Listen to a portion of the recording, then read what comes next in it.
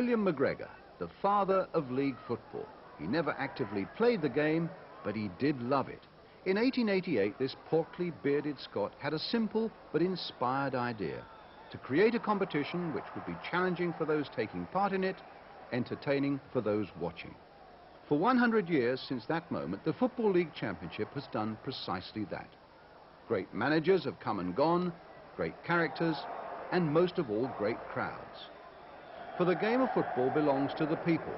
For an hour and a half each week, the fan escapes from his work and joins forces with strangers in support of a favourite team or player. As for the ultimate prize, well, who better to describe it but one of the game's legendary figures? The main thing in our bread and butter is this. And that's what we want to win all the time. And this is the one that we want. It was still bread and butter for Liverpool in the league's centenary year. They won the title with distinction, helped by a memorable performance against Nottingham Forest. Barnes, Houghton goes again, he's through. Ray Houghton. Beardsley. He seems to be able to find space and find Aldridge. And that is another superb Liverpool goal. Barnes working it to Houghton, Aldridge, Gillespie! Decisive finish. And the move so fast from the corner that all Steve Sutton had done earlier was wiped out in another bewildering piece of Liverpool football. No wonder the goalkeeper shakes his head. Ray Houghton finding Nigel Spackman. Barnes against Chettle. Oh, look at Barnes here. They're waiting for the pullback. Beardsley! Oh! A glorious goal again for Liverpool. And the England forwards conspire to produce another marvellous moment. Chettle. Well played Spackman. And Beardsley. And Spackman. And Aldridge! It's 5! And Aldridge is counting up the goals against Forest.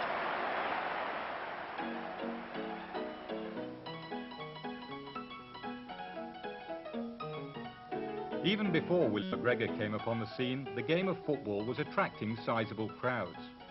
However, it needed this visionary Perthshire man to come up with a revolutionary plan to set football on the right road.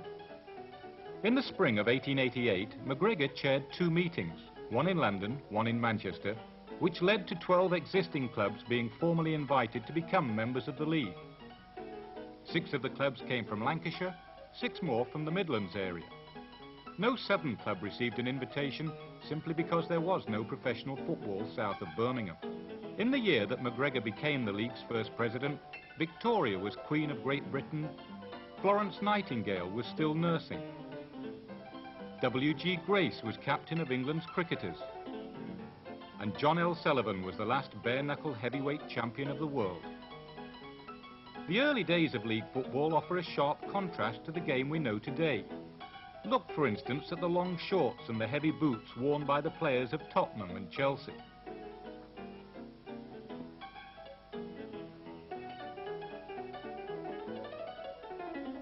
The referee's kit was pretty sedate as well, with bow tie and watch chain.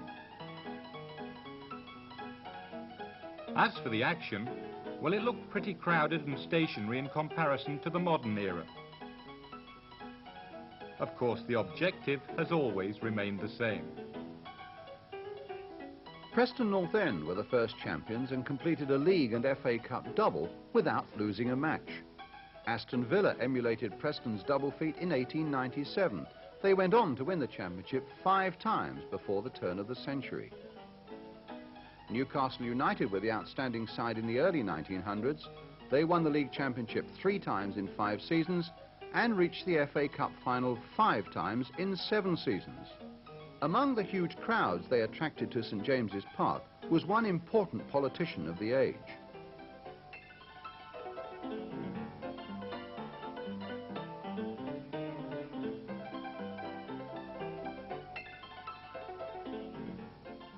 Newcastle was also the venue for international matches, and in 1907, St James's Park staged the 23rd meeting of the Old Enemy. On this occasion, honours finished even, with a 1-1 draw, with Scotland, curiously, in hoop shirts that day.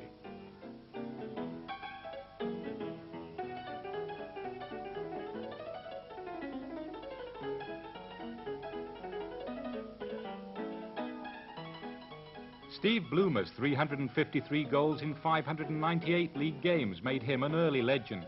Then there was Bill McCracken, an Irish fullback whose astute play led to a change in the offside law. Welsh wizard Billy Meredith, whose career spanned some 30 years and took him into his 50s.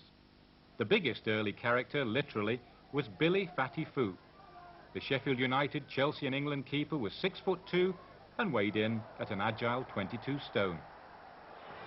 Meanwhile, transfers were already an emotive issue, and when Middlesbrough paid the first £1,000 fee to Sunderland for Alf Common, there was uproar. The same outcry has occurred throughout 100 years as fees continued to spiral. David Jack, bought by Arsenal for the first 5-figure fee.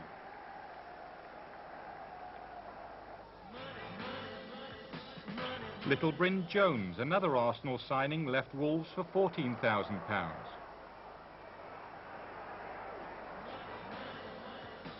In 1966, Tony Hateley made history as the first player valued at £100,000. Then it was £500,000 as David Mills moved to West Bromwich Albion from Middlesbrough. In the same year, the first £1 million player, Trevor Francis, signed by Nottingham Forest manager Brian Clough from Birmingham City.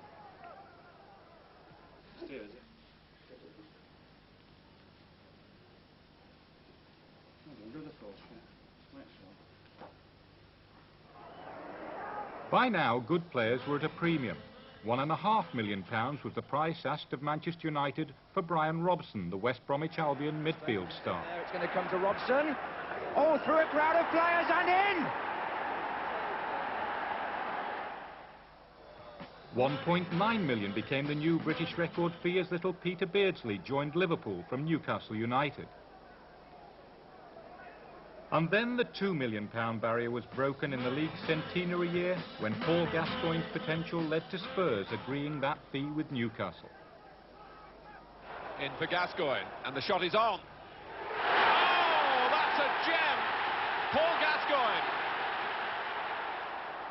The new record British fee lasted only a matter of weeks, and then it became £2.5 million as West Ham's Tony Cottee became an Everton player. Ward. Knight has hesitated. Now West Ham can win it here with Cottee. You can only wonder what William McGregor would have made of such fees. He would have been equally surprised at how quickly the game grew. Early balance sheets showing just a few pounds spending quickly became museum pieces as the game expanded, caught on in the south, and suddenly became big business. On and off the field, there are examples of the game becoming more professional. Here, the West Bromwich Albion players on a training stroll. The importance of fitness was beginning to be recognised. And after a match, a brisk rub down and a massage for players became a must. Media coverage also became more extensive, and as it did, players, managers and teams became household names. There were those who refused to go along with professionalism, like Vivian Woodward, a great amateur centre-forward with Spurs and Chelsea, who refused to accept even his bus fare to matches. The game was fast becoming an industry. Footballs made by hand. Boots entering the technological age. Apart from league action, the FA Cup, which began in 1872, continued to flourish and attract an enormous following. All records were broken in 1913, as 120,000 people packed into Crystal Palace to see Aston Villa beat Sunderland with a solitary goal from Barber.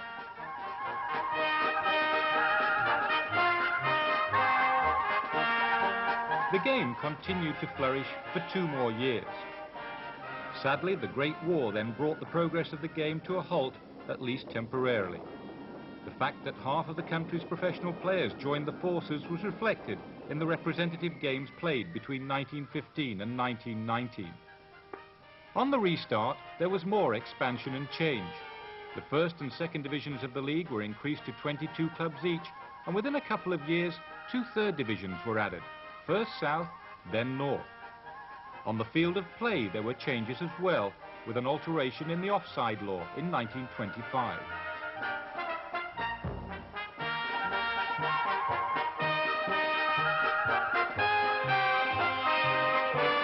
Then there was that legendary manager, Herbert Chapman. He had a mighty influence on the game in the 20s and 30s. Tactically and commercially, he was ahead of his time. His Huddersfield Town team won the First Division in 1924 and 1925, and by the time they won it again in 1926, Chapman had moved on to Arsenal, where he created the most illustrious period in their history.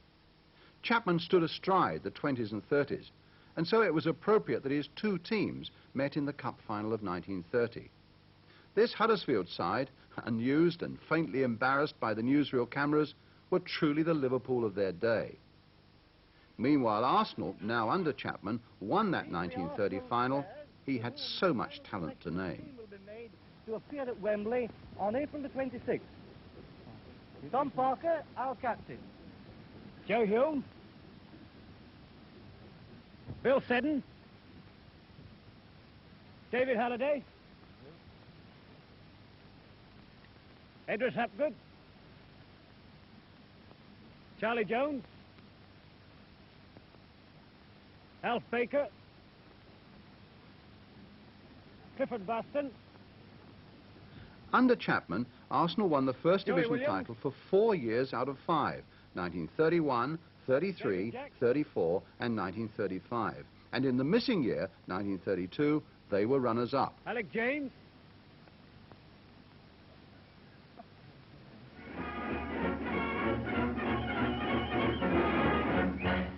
So this was Arsenal in 1933, against Spurs at White Hart Lane.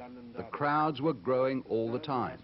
This is remarkably good quality film from more than half a century ago, even though the newsreel commentary of the day might have been considered just a little downbeat by today's standards. Alex James, the Arsenal's famous little captain, wins the toss for the red shirts, and the lily-white Spurs, who are at their full strength, kick off against the sun. The Spurs seem to be the more dangerous in the early stages of the match, conditions suiting their fast game. However, it is from a penalty that their goal is obtained, awarded by the referee for a foul on Evans.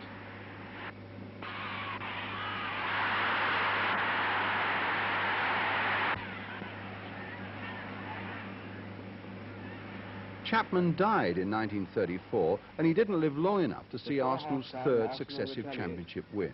In fact, they won it 5 times in the 1930s and the FA Cup twice, and still they called them Lucky Arsenal. The late Bernard Joy, a distinguished journalist, played for Arsenal under Chapman. He was, without any doubt, the greatest manager of all time, because he lifted league football to professional level. He made the game a great entertainment industry. He knew tactics backwards and forwards. He got a great air for publicity. And in addition, he managed to persuade the players to lift themselves on behalf of the club. 2 years earlier, David Jack had scored his 100th goal for Arsenal, a formidable record and one of Chapman's cornerstones. But on Merseyside, they believed everyone paled alongside the great Dixie Dean. Dixie scored 60 times in the 27-28 season, 40 with his head. A rare piece of archive film, slowed down, now shows that remarkable ability that old-timers still talk about. Equalizer, a great header by Dixie Dean, who thus equals Bloomer's record of 352 goals.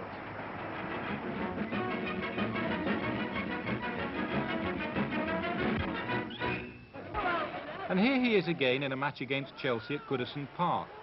Here he was on the score sheet 5 times, even though the cameras captured only 3.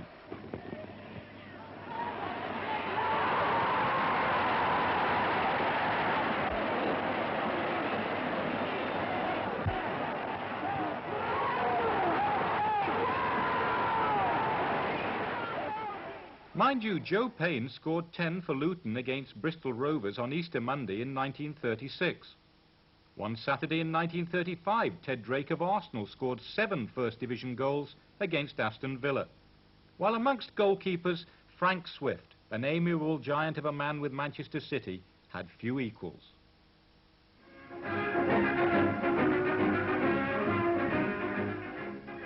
Slowly, more thought was being given to training, but it was still quaint by today's standards.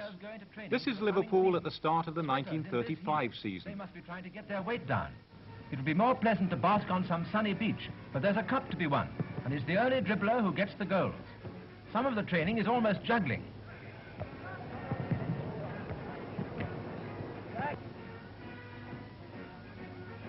Some of it is pretty strenuous, for the boys of the Liverpool club are out to win the Premier Trophy.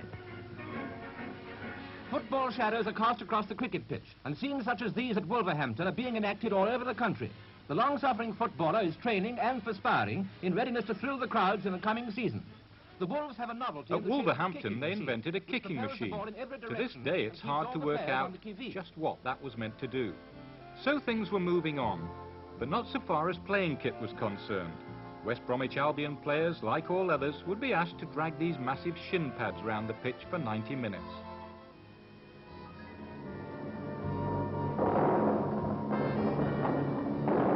The Second World War brought a halt to the league programme after only 7 days of the 1939 season.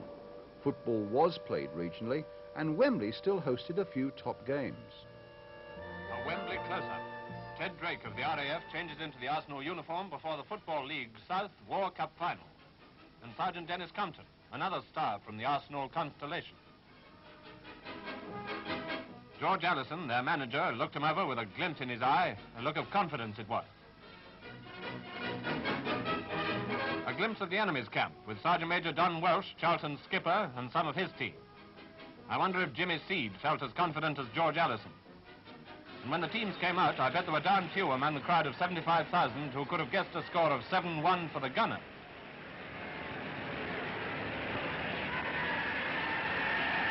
After 4 minutes, a pass from Kirchen gave Lewis a chance to open the score, and he took it.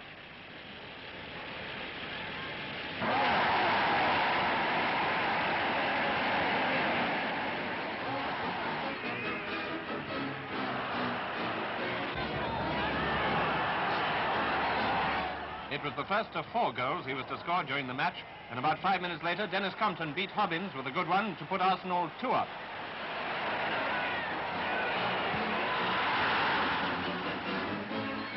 And so it went on at short intervals all through the game. There was only one exception when Scott handled during a Charlton raid and a penalty was awarded. You'll see Scott slip down in the goal mouth and touch the ball with his hand in a moment. There.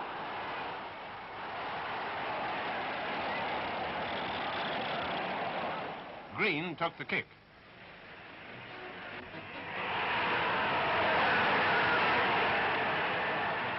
But it didn't stay at 2-1 for long, the Gunners doubling their score before half-time. Drake got their 5th, and here's a goalkeeper's view of it.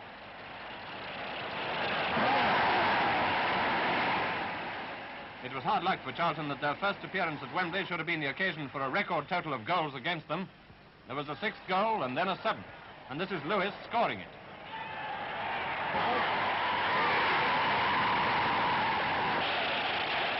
The Duke and Duchess of Gloucester were present, and the Duchess presented the cup to George Mayle.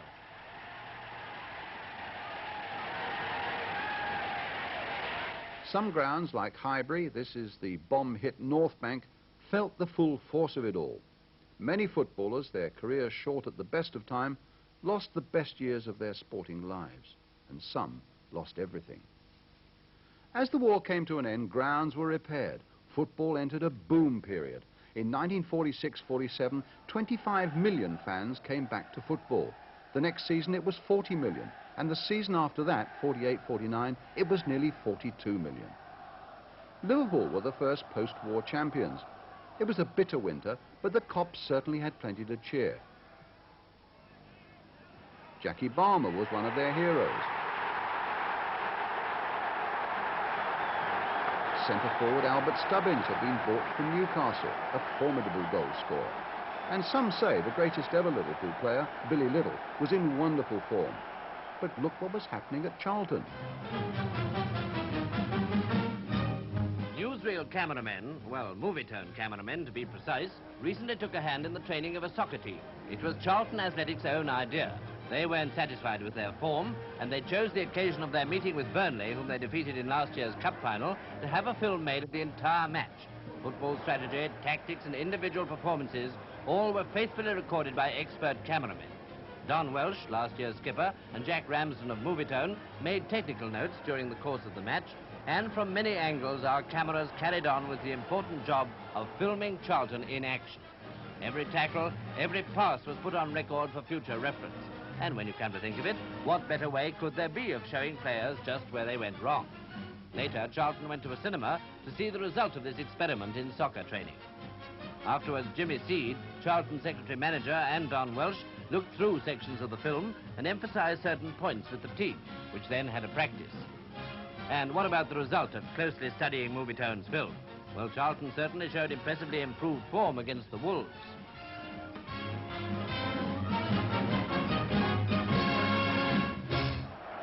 Portsmouth then became the team to beat. They were champions in 1949 and 1950. Near record Fratton Park crowd is silenced as a tough Sheffield defence and brilliant goalkeeping by Dave McIntosh bottle up Pompey's free-scoring forward. But the Portsmouth attack is persistent. Here, Jack Trogart sends Ike Clark, number 9, away, and only smart interception by the Sheffield defence holds off a dangerous move.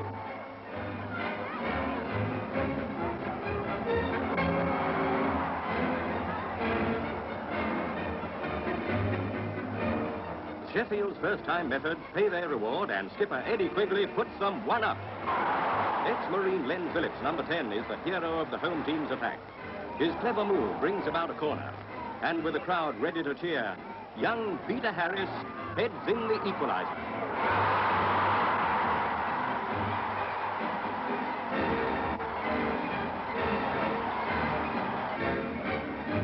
With the scores level, the second half finds Sheffield trying hard for the winning goal.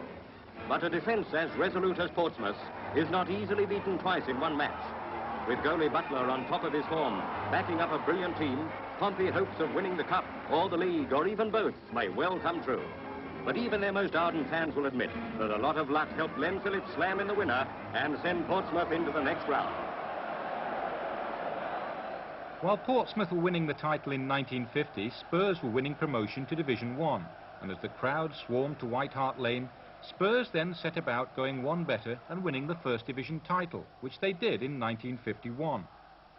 But it was their method of play that made fans and opponents alike sit up and take notice. It was known as push and run, and it was the brainchild of manager Arthur Rowe. One of his talented squad was a wing half called Bill Nicholson, who was to become one of the club's greatest servants. He served them for over 50 years. Well, push and run was perhaps another term for saying let the ball do the work. You know, whenever you made a pass, you ran. You ran to a new position. You may run forward, you may run side, you may run just supporting, but you move to a new position. Because the game is all about space, and it's all about movement. And so therefore that fulfilled the primary sort of slogan that we had at this club in those days, which was the man without the ball makes the play.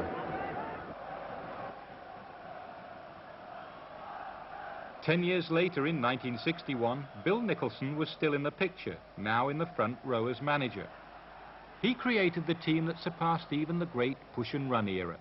They became the first side this century to complete the League and Cup double. Well, the 60-61 team had more variety about their play, and they were a bit more fluid in what they were doing. More of the skills of the game were brought into play. And I'm not going to say that we'd be exactly the same today, because the game, as a game, is played a lot differently tactically now than what it was in our 60s side. But what names there were: Mackay, White, Bobby Smith, and the man in the number 4 shirt, Danny Blanchflower. Spurs really piling it on now. Through to Smith, he's got the chance. There was a common denominator about our game. We used to have certain little slogans about the game, like the man without the ball, he makes the play. We're not in possession, get into position. You know, play the way you're facing. Time is equal to yards. Cut them out, eliminate them. So the next pass will eliminate the next man. So you've automatically beat one, and you beat the second with a pass. You put two players out of the game. A delightful goal from Dave Mackay. In spirit and skill, he embodied everything that was Tottenham at that time. And to think that he twice bounced back after breaking a leg. On the question of courage, with skill and style as well, there's Sir Matt Busby. For over 40 years, he's been a father figure at Manchester United. He built 3 great United sides, and in 16 seasons, between 1952 and 1967, won 5 league titles. The Busby Babes, they called them. He had a talent for spotting youngsters and the nerve to give them their chance. If they're good enough, they're old enough, he used to say. But surely not that young.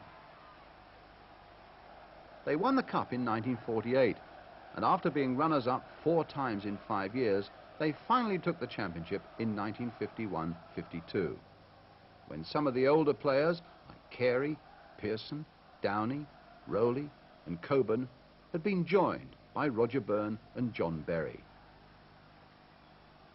By the time they won the championship next in 1955-56, Duncan Edwards, a giant young prodigy who played in the First Division at 15 and for England at 17, had joined the Manchester United side, which had an average age of 22.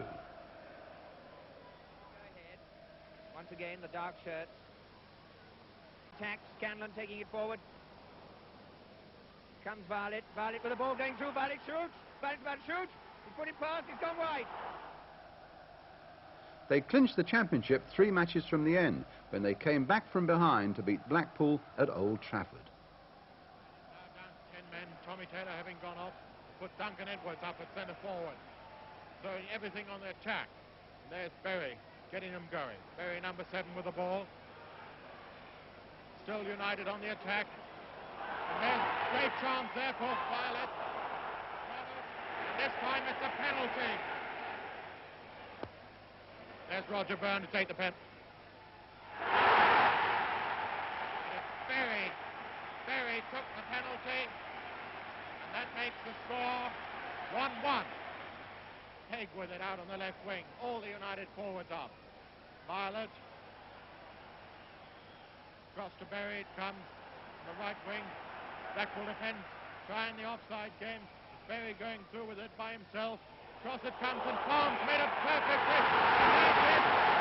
It's a fake hit. It's a goal. Next season, they were favourites to retain the title. Good run by Berry. Berry still with it. Matthews back there tackling him. And there it is! A magnificent goal by Taylor. Picked by Pegg. Now Whelan. Pegg. I mentioned that. Really keeping the ball on the floor. Now young McGuinness to Berry, cutting it very nicely. This could be the first goal. It's a goal, a lovely one. Manchester coming back on the attack. It's almost a relentless tide now. A battle between these Manchester forwards and wing halves. And here's one of the wing halves, Coleman, and this Spurs defence. Pegg out to number 10, Edwards. This equalising goal must come. And there it is. Yes, it's a great goal. It's scored by Coleman. Manchester United had still not reached their peak when tragedy struck. Munich Airport, and wreckage that tells the story of the dreadful disaster. The house, about 300 yards beyond the end of the runway, struck by the doomed aircraft. Here, 21 out of the 44 people aboard lost their lives when it crashed.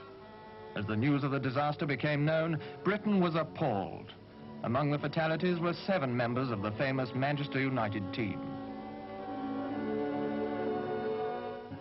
Here, only a few hours before, the United team had been homeward bound with yet another success to their credit, through again into the European semi-finals.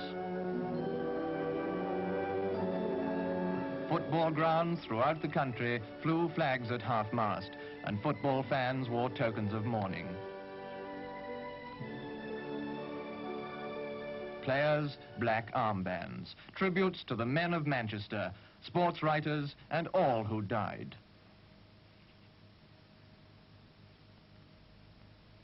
The Saturday matches were played, and that's how those who died would have wished. Mourning is nationwide, indeed worldwide, for men who once delighted the crowds. It took 7 years for a new breed of Busby Babes to take the title again. There's Law, and it's 3-0. Beautiful goal by Law. And Manchester United just carving this Arsenal team apart. We were now beginning to look a good side from being a relegation team the season before. 64, I think we landed second, and we started to play some very nice football. And of course we went into the 64-65 season very confident. Best by that time was an established player, scoring goals. David Hurd, who got, well, more or less 20 goals and 20-odd goals every season. Bobby Charlton would knock in his 20 or whatever. Pat Craven with these beautiful long balls down, well, particularly say for me. George Best on there. Bill Fuchs, Nobby Stiles had come into the side. So we were a sort of mixture of everything. We had a mixture of guile, we had a mixture of class, goal scorers, and people who could... A little Nobby. Who was that? Occasionally Nobby would, you know, put a little bit of stick, if required. You know, if required. So we had... To have a championship side, you really have got to have a mixture of all that, and we did have it. Now it's with Connelly. I've got Hurd. Jennings there again, Best. Now, can Craven do it? A goal, a beautiful goal. Free kick then to Manchester United. Oh, and this may be the first one. And it is the first one, and it's Law. Bonetti for Chelsea. To McCready. Best with McCready, and McCready's made a pass, and it's a magnificent goal. Best. What a magnificent goal. A truly brilliant. United won the championship in 1964-65 by 0.6 of a goal ahead of Leeds United, thanks to this 1-0 win at Elland Road. Best. Jack Charlton. Always the master in the middle in defence. Connelly, and there's the first goal by Connelly. It was the first full season when Busby had brought together that all-conquering trio, Law, Best and Charlton. Charlton making it with supreme accuracy to Connelly. Yet again, Law, that's it. They won the championship again in 1966-67, and by now Best was at his most impudent. He scored goals,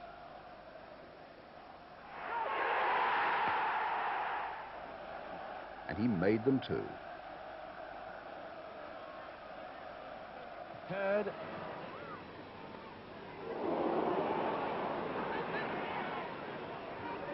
Best to watch for Law. It's a goal by Law.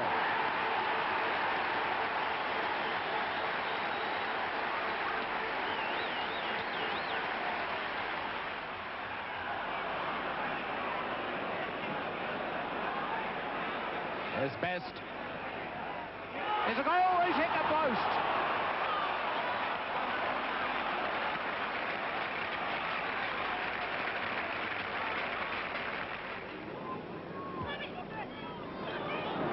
Now here's Best. Oh, is he going to get it? Yes, it looks like it. A great save by Jennings. The United side and the one before Munich had set such high standards, and it also marked the start of a long wait on the outside for their next championship triumph. These truly were times for United fans to savour. Best. Now some quick 1-2 wall passes. Here's Craven to Best. Oh, but that's Law. A goal.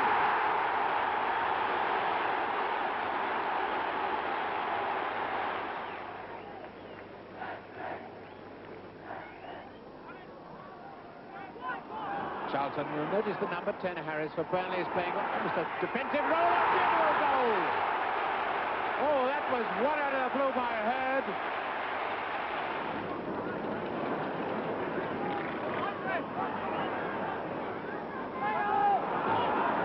Charlton. Here comes David Hurd. And Creran, the lovely goal.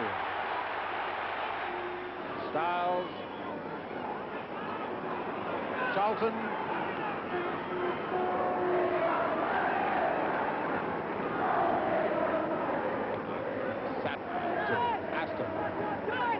Oh, a good bit of football by Aston to Creran. To Saka, is this number 4? Yes! You can only do it if you've got good players, and we had good players in the side. I think the 67 championship probably gave us more joy than any, because I know we had to go down to West Ham, which I think was our last away game, before coming back to Old Trafford. We had a chance on the home game, but we went down there, and it was just one of those games, you know, you think, well, you know, the night before you're hoping everything goes well. Tomorrow, you get out there, there's a huge crowd at West Ham who always played good football anyway, so you always felt that you were in with a chance of doing something in it. And of course, everything turned out absolutely perfect on the day. I think we actually played magnificent football, and I think, if my memory serves me right, I think we beat them 6-1, which was a lovely way to win the championship. The only instruction that Busby ever gave really was, well, we know you can play football. Go out and play the type of football that you could play, me, Best, Charlton, whatever. And if you've tried your best, no matter what the result is at the end of the game, if you've tried your best, I could ask for no more. And that was as simple as that. Graham to Morgan. McDougall to Charlton!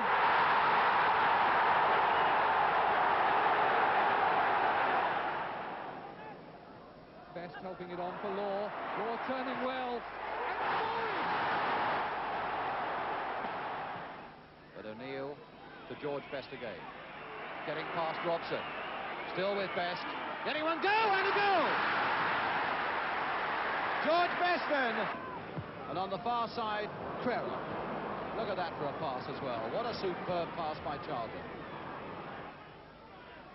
Oh, not such a good one by Paddy Creran, but in fact, Bobby Charlton made something of it. Law lifting himself again. Dowling! Best! And there it is! George Best! Only one manager could match Busby's achievements in the 50s, and that was Stanley Kellis. He led Wolves to 3 league championships, 1954, 58 and 59. Like his predecessor, Major Buckley, Kellis put great store on discipline and fitness. His captain was Billy Wright. Major liked the players to be fit and standard. I mean, we trained very, very hard, running. We'd open up in, say, Tuesday morning running about 3 miles. Then you go down to a mile, then 800, then 200, and then the sprints. And when did you see the ball? About 5 minutes afterwards. That's all we got. But, you know, the number of times that we won our matches in the latter stages of the game, the last 10 or 15 minutes, pure and simply, we were the fitter side. Straight always got it there. Hooper! It is! That's it! Well, what a game this is. There's the Wolves' 4th goal. They've come back from 3-0 down to 4-3 and just about 2 minutes left to play, and the Wolves now leading 4-3. Glorious days for the Wolves. They continued as Kellis began to bring in new players. Bert Williams, their superb goalkeeper, had been replaced by Malcolm Finlayson. At right half, the uncompromising Eddie Clamp was still there. At left half now, Ron Flowers had begun to make a major contribution. Bill Slater was centre half. Johnny Hancox, the newspapers always spoke of his size 5.5 boots, a splendid little winger with a great shot, had gone by 1958, and now the right flank was in the hands of Norman Dealey. He too had a stunning shot, now benefiting from the skillful passing of Peter Broadbent. Broadbent brilliantly going past Jones, and it comes inside of Dealey, and the Wolves now streaking down towards the Everton goal. Dealey trying a shot, and a great goal by him. To add to it all, Jim Murray now emerged as one of the most consistent scorers in Wolves' history. On for Murray to go for. There's Murray, here's a goal, a beauty.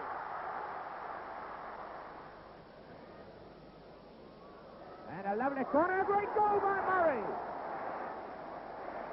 Topple losing it through. Murray and there's Dealey now. Pushing it through, there's Murray going onto it, tries it, and We have seen Ted Drake as an Arsenal player, but as manager of Chelsea, he won the championship in 1955. I had a feeling they were very cup-minded.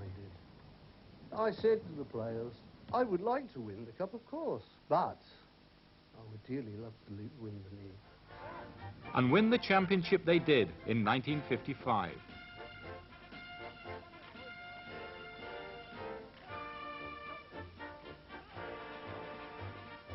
Sadly, there are few pictures of Chelsea's solitary championship triumph, but Ted Drake does tell how his chief scout unearthed a real footballing gem.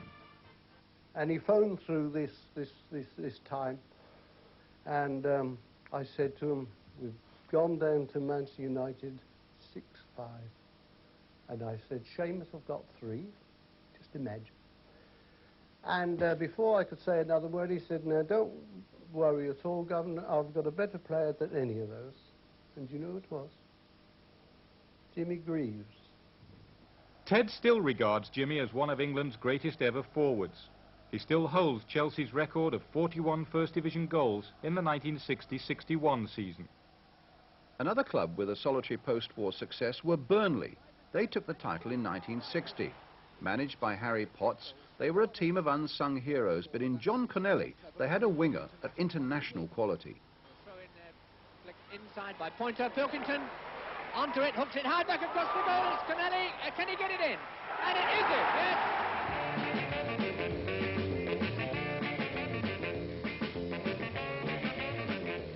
Perhaps the most improbable post-war champions were Ipswich. Rustic, underrated, but under Alf Ramsey, they outwitted them all.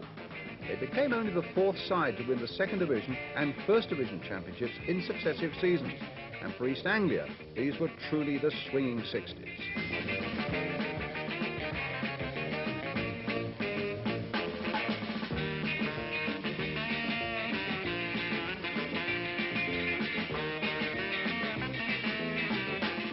Ray Crawford and Ted Phillips scored the goals. Jimmy Ledbetter made them all play.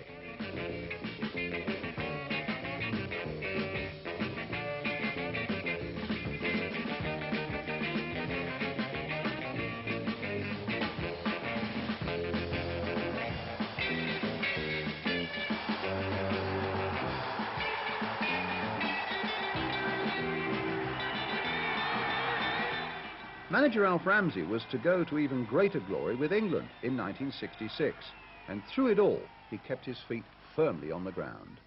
Mr. Ramsey, you've done it. We've just heard that Burnley have drawn. You've won the championship of the 1st Division in your 1st season, and I feel a great deal of this is due to you. How do you feel? I feel fine, and I'm delighted. I'm delighted for everyone.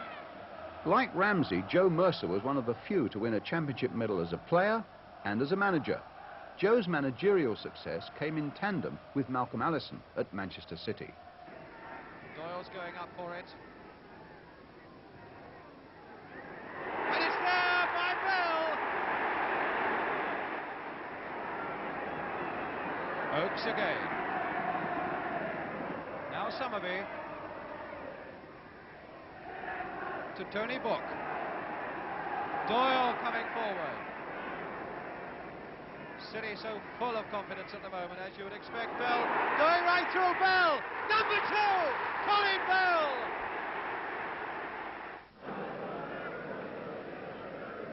Looking for Davis. England there. Kinnear. Doyle can try again. Bell.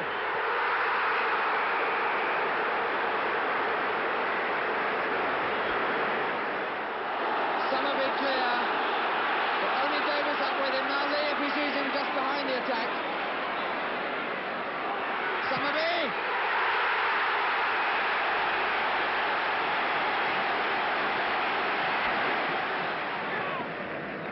Bell having to pull players back before making the pass. Davis across with England. Hit the post and Wigan!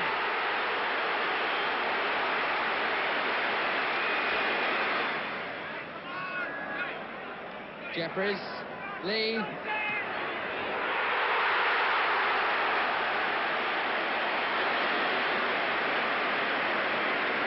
The real dominating force at this time, though, were Leeds United, led by Don Revie. who 18 years after his triumphs at Elland Road returned to meet the current manager and his former captain, Billy Bremner.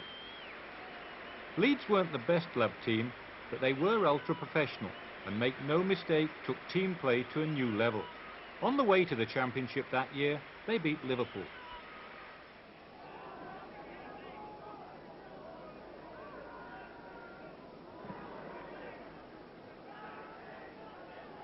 Hateley winning that. Hunt with a chance. Oh, he had a chance of a good pass out to Thompson on the right, but Leeds have got it. Bremner a quick one. It's troublesome. Yes! Jones through! Oh, well taken! That's the final goal for Leeds United. Giles opening up, situation opening up. Chance, that's it! Scorer is Lorimer.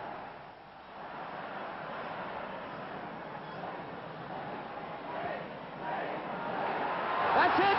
Nick Jones! Well, Alex Stepney, the Manchester United goalkeeper, made that easier for him, but Nick Jones made no mistake with his effort. Lorimer. Nice play. Oh, great goal! What a great goal! 5 years later, Leeds won it again. Beattie. Mills. Craig. Get there first. Mills decided not to use his goalkeeper, trying to get it across to Burley. Gray. Clark. Bailey. That was meant for Bremner. McQueen. Finding Lorimer. Shot by Lorimer. That ball really bent.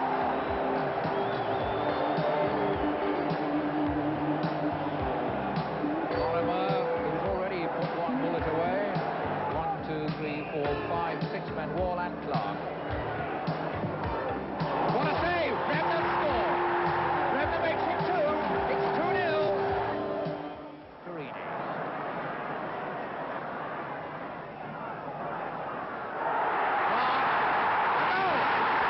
So far as the Championship was concerned, that was the end of the Reevey era. It was also an era when clubs, having successfully installed floodlights, now looked for better playing conditions even in the severest winter. Everton were one of the first to install undersoil heating back in 1958. 5 years later, with Harry Catterick at the helm, they won the Championship for the first time since the days of Dixie Dean back in 1939. Now the idol of Goodison was Alex Young. They called him the Golden Vision. He epitomised the Everton side of that time, skillful, creative and exciting. But it was the touch of Young himself which the Everton fans will always relate to that Championship-winning team. 7 years later, Harry Catterick built an equally attractive team based around the brilliant midfield trio of Alan Ball, Colin Harvey and Howard Kendall. They won the Championship by 7 points, but surprisingly, they then had to wait another 15 years for their next title, and we shall be coming to that later. We have to go back to 1948 and those boom years to trace Arsenal's post-war success in the Football League Championship. Manager Tom Whittaker, like Herbert Chapman before him, produced a winning side. The title was won twice, in 1948 and 53, and now they were preparing to win the FA Cup in 1950.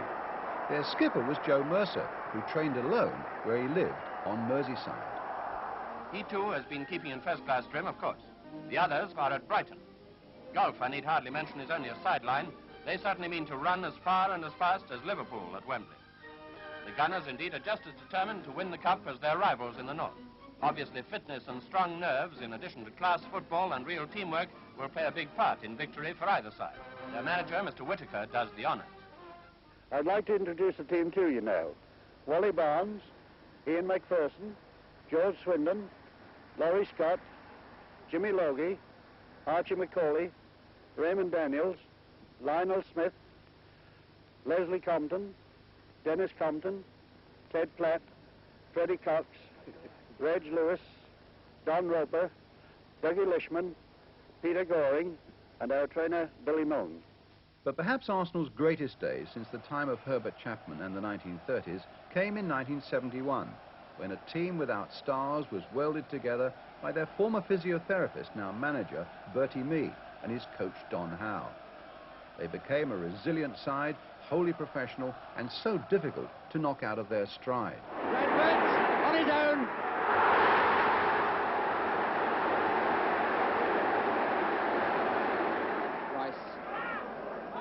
Kelly. Oh, he sent a letter. That's a good ball from Graham. He's got 3 on the far post, 1 coming across the nearest Kennedy. Armstrong. And he can throw a long one too.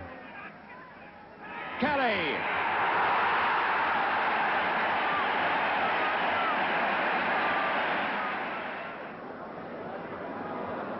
Armstrong, Graham.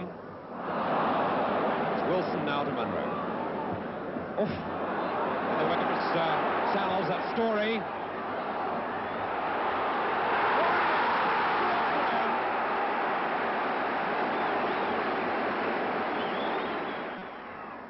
Then Redford, Graham, and a goal scored by McClintock.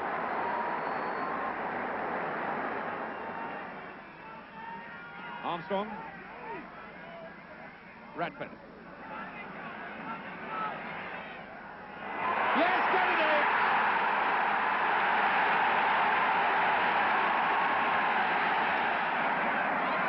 George!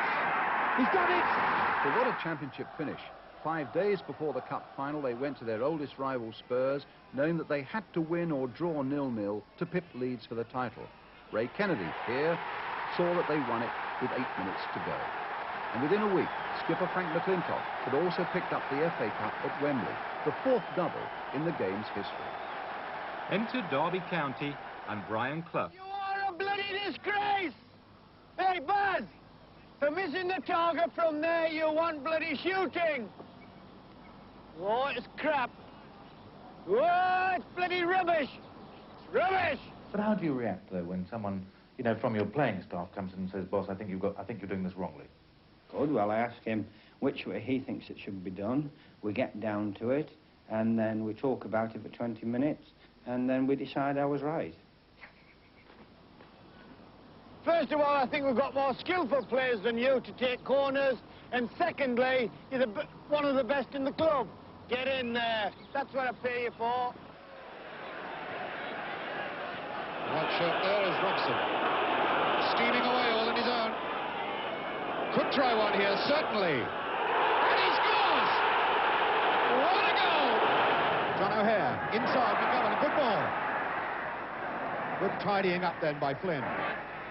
Hennessy. A little touch off, Hector in! And he scores! Kevin Hector! 1-0 to Derby. Gemmell's infield. Being chased by Osgood. Gemmell kept his feet. And a good shot, it's a deflection, it's a goal! Archie Gemmell. Moore. Oh, in fact, he's lost out to Alan Hinton. Across there towards Hector, and a goal! A good goal there for Derby County by Kevin Hector. Arrogant, perhaps, is a fair word, and conceited, certainly. I'm conceited in respect of having got a side like Derby from where we were, certainly, and worked bloody hard for 4 years, and got them to where we are now. Hinton now looking for men to pass to. There's O'Hare. Hinton going well for the return ball. And a good save by Lawrence. He's out. It's O'Hare. Now a chance for Carlin. Durbin, Carlin, O'Hare. What an incredible tangle there. Willie Carlin, number 8, getting 2 bites at the cherry, and still no ball got past Tommy Lawrence. And the whole thing set up by a great run. There's McGovern, and there it is! McGovern! Dave Mackay forward, and Yates just getting that one out. Here goes Hector. Hector on his own now. A great scoring chance. There it is! Kevin Hector! McGovern forward.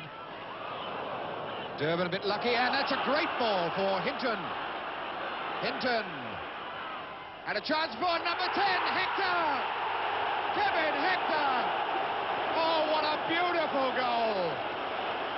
Finding St John instead, or 8-2 until McFarlane got there. McFarlane takes a lot of bustling off the ball. Here's Durban, the through ball. And there goes Hector!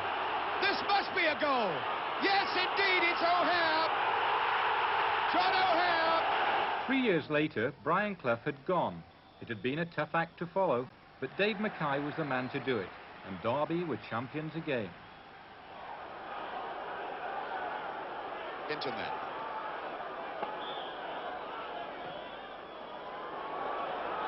McFarlane trying to get there, and Rioch blasts it, and Rioch scores it! Bruce Rioch! Rioch's 20th goal of the season. Derby go in front, 1-0. Derby are going to win the league, so the kids down there say. While Derby celebrated, Brian Clough and Peter Taylor had moved a few miles to Nottingham Forest. It again proved to be an irresistible management team that once more produced a championship-winning side in 1977-78, the first time the club had ever won it. McGovern with this kick. Short for Gemmell. Drives it.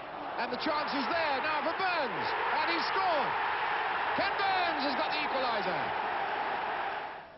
And Will has got in behind United. Big long cross. Gemmell. Yes! Archie Gemmell. That was as good a goal as you'll see this season. Beautiful stuff by Forrest. There's Will. There's Coop. Limps to him. Yes, surely. It's there now. O'Neill has got it. And McGovern. Yes! 2-1. Only Bill Shankly has surpassed Brian Clough as a compulsive voice in the modern game. This passionate Scot arrived at Liverpool in 1959 when they were in the second division. By 1962, they were in the first division. He was just so honest in his outlook for me. He wanted it, if you went on the field, he wanted you to try and win. And Shankly's brand of honesty mixed with discipline and a spicy humour became the talk of the game. They say his idea of a night out with his wife was to go and watch Liverpool reserves, and he expected them to win. I hate getting beat at anything. But, I mean, a manager who's a manager and his players are honest with him and he's honest with them, he can transmit his thoughts to them. And I'm certain I've headed some balls that were going into the net. I've kept them out. Yeah. And I've scored a few goals as well. So that I've willed somebody to do something, and I've done it. By 1964, Liverpool were on the verge of the championship when they were at home to Arsenal. And by this time, the Liverpool supporters, and especially the Kop, were an inspiration to their team. And somehow they reflected the Beatlemania mood of the time.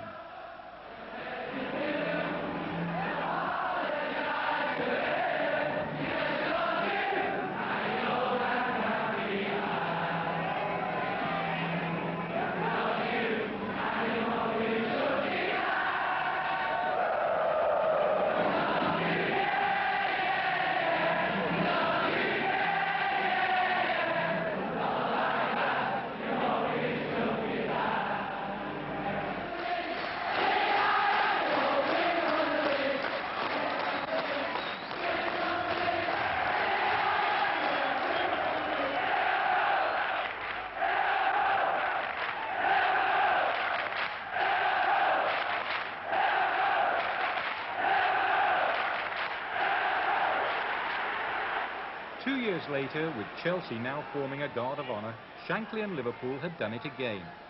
It was World Cup year for England, and one of their heroes, Roger Hunt, became the record goal scorer for Liverpool, alongside Ian St John.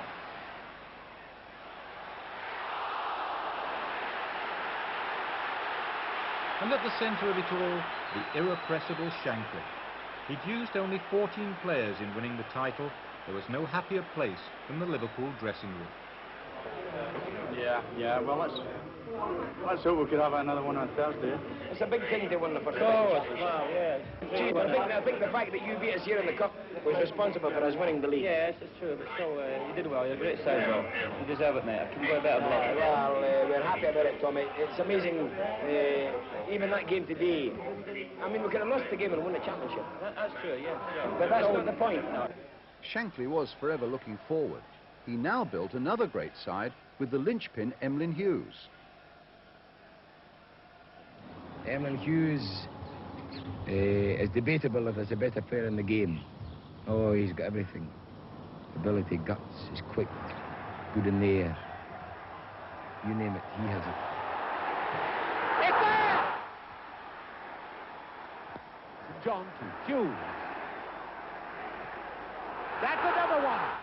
The partnership of John Toshack and Kevin Keegan was to prove a match-winning strike force in the early 1970s.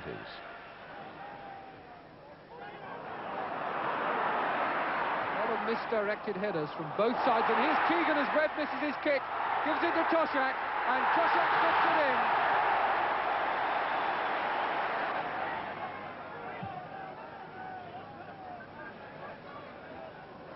Keegan lucky to get that rebound off Webb. Toshack. Keegan! Well, that repays the compliment. My idea was that to build Liverpool into a bastion of invincibility, you know, like possibly Napoleon had that idea. He would conquer the bloody world, you know. And that's what I wanted, that Liverpool would be untouchable. So Liverpool won the title in 1973. And that was the last championship under the father of Liverpool football, Bill Shankly. A year later, he retired to be replaced by his right-hand man, Bob Paisley.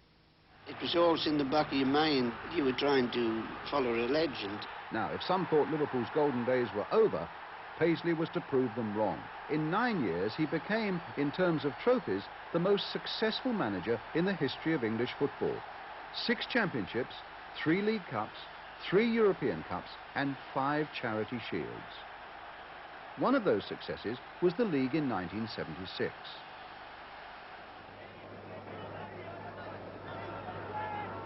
Cooper satisfied that that post is covered. And Keegan blasts the shot, and it's in! Neil, Callaghan, Smith. Keegan going in! Keegan. Case. Chance to shoot. And again! One outstanding Liverpool side simply merged into another.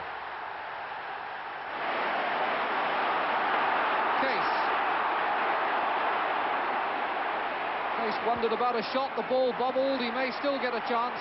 Plays it across, Kennedy with a chance to shoot and score! Kennedy. Johnson again, with room now for a cross. Towards Keegan's head and meeting it. What a lovely goal! When Kevin Keegan left for Germany and more glory in 1977, twice becoming European Footballer of the Year, he seemed irreplaceable. But by the start of the next season, Liverpool had acquired a Scot called Kenny Dalglish. And one of their greatest performances that season was a 7-0 demolition of Tottenham. Mishit, but it's found Dalglish and he turns and scores!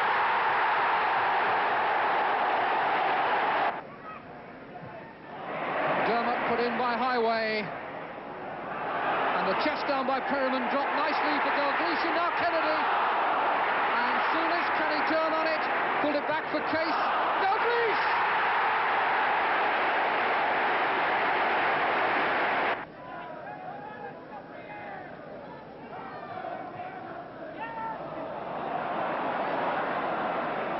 McDermott.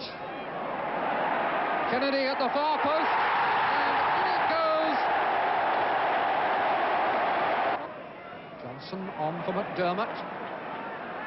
Ray Kennedy in the middle, the ball with Dalglish, and now Johnson, Souness, Dalglish. Did well to turn on the shot, Johnson, 4-0. Taylor with just Villa to support him at the moment, and Case robbed him as clean as a whistle. And now here's Dalglish put away by Ray Kennedy. Dalglish for Johnson, number 5.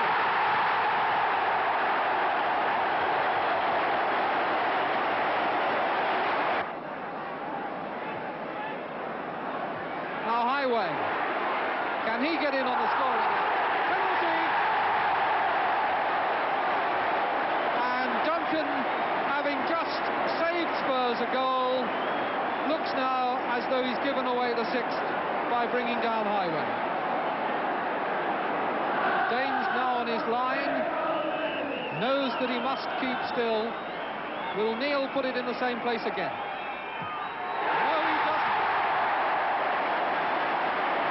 Ray Kennedy to Dalglish. Johnson. And Johnson, the ball into acres of empty space for Highway. And Highway, a brilliant crossback. More or less the same faces, certainly the same matchless style, and without question, the same formidable results. And a year later, Liverpool were champions again. Ray Kennedy outside him. Dalglish's control was marvellous there as he hooked that down. But the defenders are back. But still there might be a way through. No, Hinchelwood has cleared it. Only as far as Neil. Forward come Liverpool once more. Souness. Wow, there are four men in the middle. If Johnson can find one with a cross. Case with the header. Oh, what a beauty it was too. Jimmy Case. Well, they kept working patiently, and you felt that sooner or later it had to happen. Case to take the corner. Header was by Johnson. Clearance by Francis. In again by Hansen. Cannon heading it straight up in the air. Dalglish challenging. Gilbert there. Dalglish trying to smuggle his way through and then chip it away from Burridge. What an astonishing goal by Kenny Dalglish. A mixture of cheat and genius. Cannon. Souness. Ray Kennedy. Nobody guarding him over there, and they're all now streaming into the middle. Johnson and McDermott, and McDermott gets it. Came out of nothing and put away with clinical simplicity. Only Aston Villa, along with Everton, could celebrate a championship in these years dominated by Liverpool. Villa's 81 success under manager Ron Saunders was their first for some 71 years, and they went on to win the European Cup. Ironically, their skipper, Dennis Mortimer, was a Liverpudlian. It's everybody's dream, really, playing the First Division to win the Championship. It's always been mine. It was always my dream to win it with Liverpool when I was a kid, but, you know, to win it with Aston Villa, I mean, that's superb. And being captain as well, it's an exciting time, really. It's Morley again.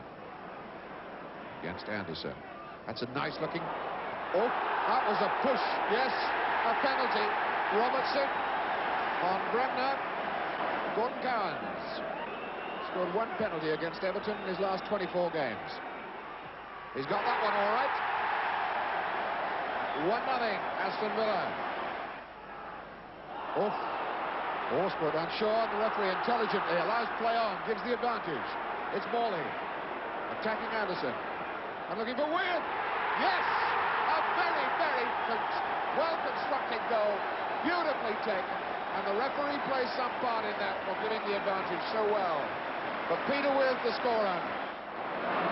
Forward now to Dennis Mortimer. He's onside. He's got three men waiting. Comes back. First time shot from Tony Morley. And what a superb goal that was. Again, he has to attack two. The ball in low for Shaw. A touch. Morley. Goal. Beautiful goal. Constructed by Morley. And completed by Morley. Going against Alveston, looking for the cross. It's a good one with goal. Beautiful.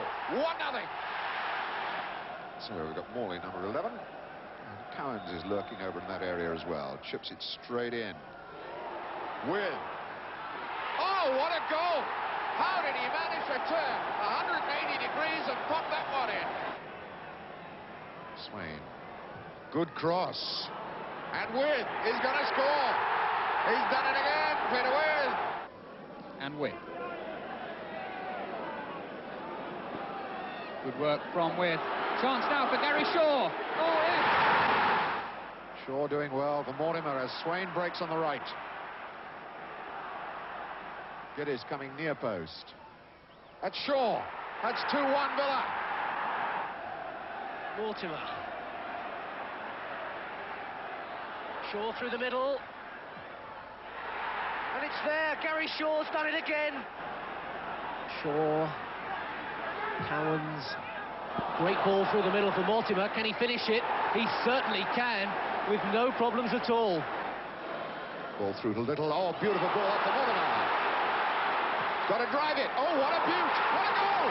Oh, that will do. All this simply served to motivate Liverpool to even greater heights. And they now embarked on a hat-trick of championship successes previously only achieved by Huddersfield in the 20s and Arsenal in the 30s. One victory they savoured more than most was this one against Everton. And Johnston against the bar, and Rush was perhaps confused by Johnston. It's Whelan who shoots, and it's in from Whelan.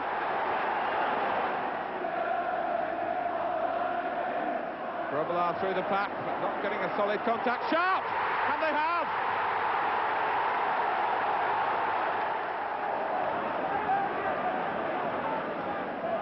Johnston.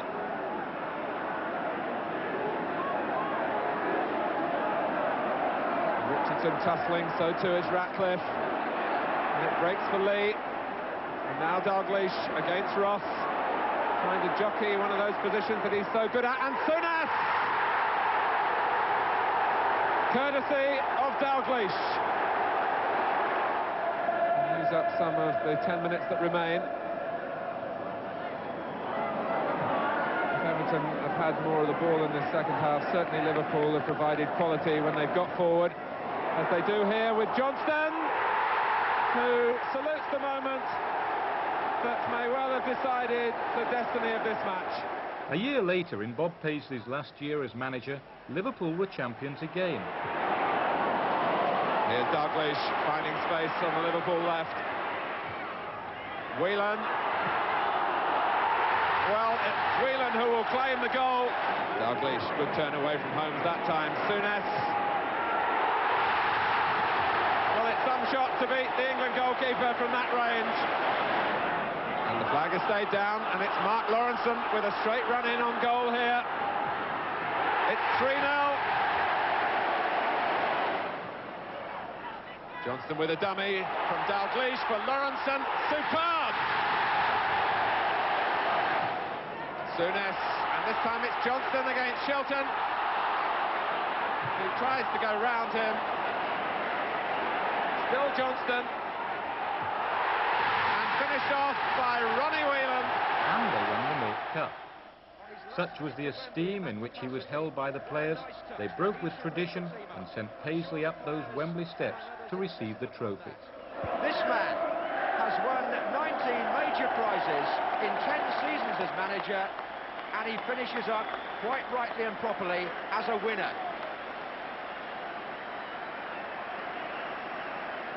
And all Bob will say, I'm sure, is thanks to his players.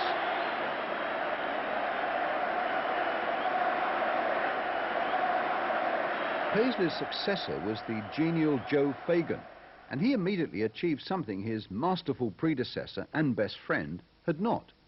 That was to win 3 major trophies in one season: the European Cup, the Milk Cup, and once again the League Championship to complete the hat-trick, where the goals of Ian Rush were a vital ingredient, as they were throughout this period. Rush sprung the trap, gets round Stevens and puts Liverpool in front. Dalglish and Rush.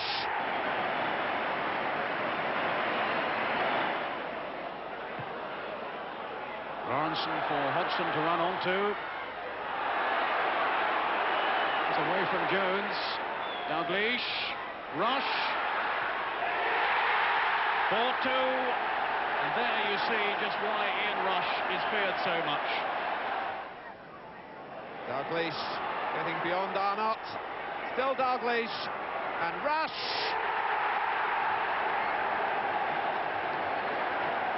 Liverpool's hat-trick of championships came to an end in the 84-85 season, but the old trophy didn't travel very far. About 1 mile to be precise, across Stanley Park, where an old Everton hero, Howard Kendall, had survived calls for his head and with Colin Harvey as his assistant, built a team in the best traditions of Goodison. Barry Venison back to Bennett. Sunderland playing with Walker and Wallace pushed forward, and the others, I would think, coming from midfield. Walker with the throw to Berry. Back to Walker. Curled in. Wallace was there! Oh, what a start!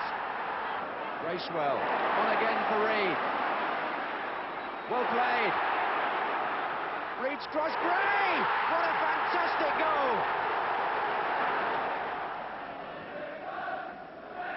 Sharp is up with Chisholm. Here's Bracewell. Goes back again to Stephen. Gray's there again! Oh, I say! Another great header.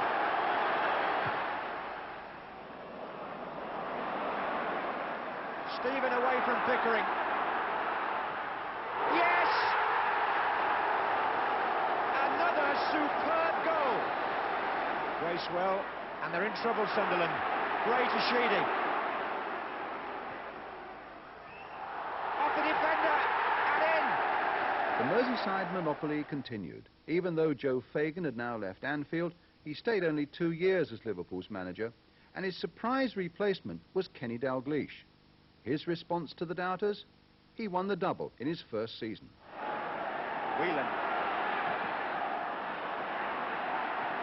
And Dalglish is in here. Yes! The player-manager scores the goal that may edge Liverpool nearer to their 16th championship.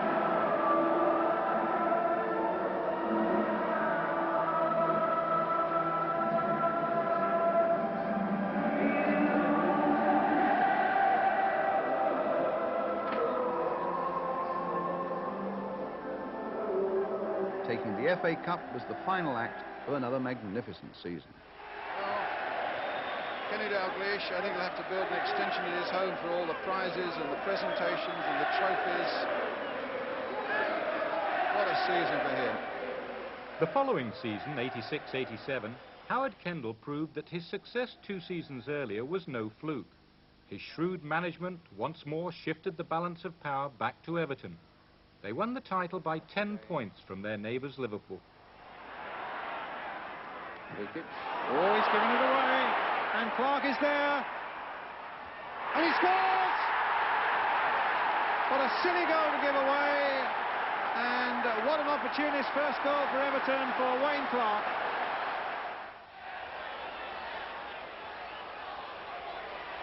Would you like to see when they're in full flow? Stevens. And it's there, and it's Watson. Dave Watson. With only his second goal in an Everton shirt. And they're living on their nerves back there, the West Ham defence. Great skill from Sheedy, and again. Now it's Harper.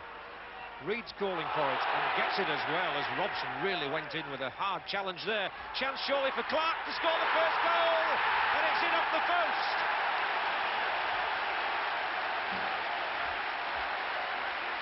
Well, they're ecstatic, and Everton had deserved it. They've really carried the game to West Ham. It's only the second goal Wayne Clark has got since his transfer from Birmingham City. And it's the first he's got at Goodison Park. And how the crowd are loving it.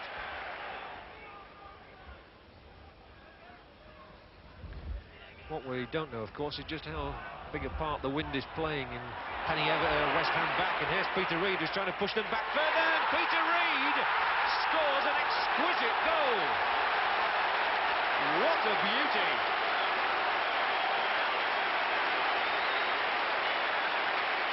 Minutes gone, it's Everton 2, West Ham 0, and Peter Reid's first goal of the season. It's 14 months since he got one against Tottenham Hotspur, and I bet he's not scored many better ones than that. Yeah, you can afford to grin.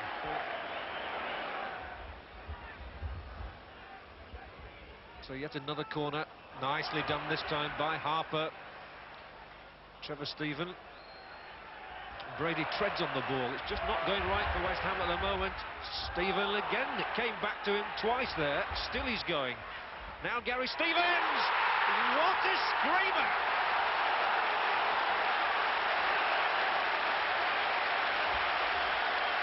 ecstasy. And so is he. Gary Stevens got the winner against Charlton in the last home game, but surely he's never struck a better one than this. Pike's all right again, and the header across goal, and it's 4-0. Dave Watson. While Merseyside had stamped its name indelibly on the first 100 years of the Football League, so too had numerous other individuals whose success cannot always be measured in terms of medals and trophies. Heroes, legends, and great characters had all been created out of the pursuit and ultimate mastery of a football. And what memories they've given us.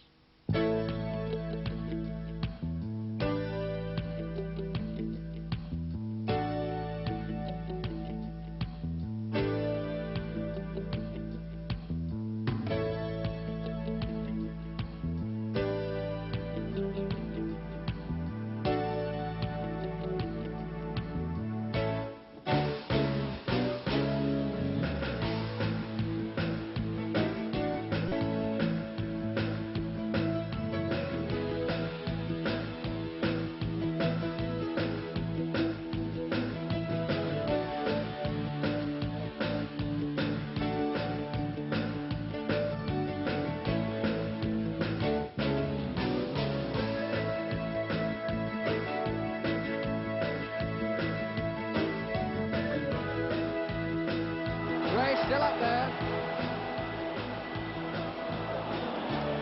Eddie Gray. Oh, good footwork by Gray. Still going. Oh, what a lovely goal. What a masterly goal by Eddie Gray. There goes Cantino. He's onside. That's a good cross ball in play. And a fantastic save by Brent.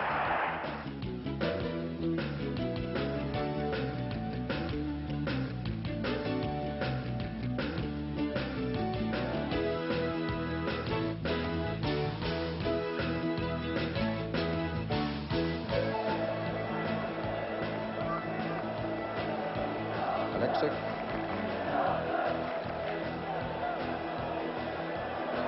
Mary Lloyd underneath this one, but beaten in the air by Jones. Armstrong's coming in there. Oh, a tremendous goal by Huddle. 1-0 to Tottenham. Now Houghton. And Oxford save themselves right at the last, bringing Dave Langan into the game. Here's his cross coming in, but Gough again there. Maybe Spurs now. It's 4 against 3 now for Tottenham. And Huddle's going through on his own. Oh, it's in a superb goal by Huddle.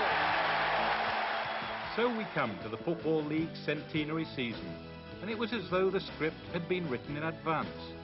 Liverpool, with Dalglish's new players, Beardsley, Barnes and Aldridge very much in evidence, and already champions 16 times, reserved some of their finest performances to mark their 17th success and this special milestone in the game's history. They played the way the game was meant to be played, starting on the first day of the season at Arsenal. Barnes now with a cross, and a good cross, and a goal by Aldridge. Well, the new strike force, although Aldridge was there for a part of last season, has struck for Liverpool with 9 minutes gone. O'Leary quickly in, the flag was up on the far side, but the referee acknowledged it. And allowed the game to continue. It's Charlie Nicholas for Arsenal. And a nice little chip in there towards Alan Smith. And Arsenal get the equaliser with Paul Davis.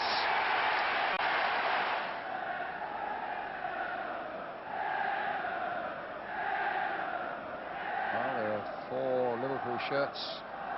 5, 6 of them now in the Arsenal penalty area. Now Barnes, can he pinpoint the cross? Not it again. Oh, Steve Nicol. That was McMahon opening out the play. Venison. Whelan running strongly in the inside right channel. Aldridge pulling away at the far post. He got away from McDonald for a split second. Found Barnes. Barnes cross. Oh, Greg Johnston. Barnes with the kick. Handball, was it? A Fields in there. A penalty's been given.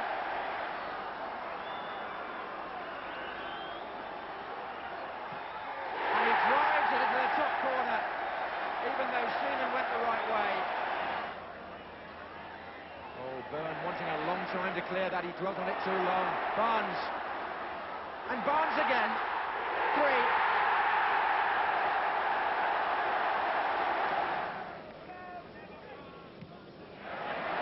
Barnes won it. He won it from Brock. He's got Beardsley going to his left, but still Barnes. That's a fabulous individual goal. Houghton, space for Beardsley. 3 Liverpool players in the middle, if Beardsley needs them. He doesn't. A supreme goal. If that is the goal which clinches the championship, it's just the way that Beardsley and Liverpool have played their football this season. And after 100 years, wouldn't William McGregor have loved it all?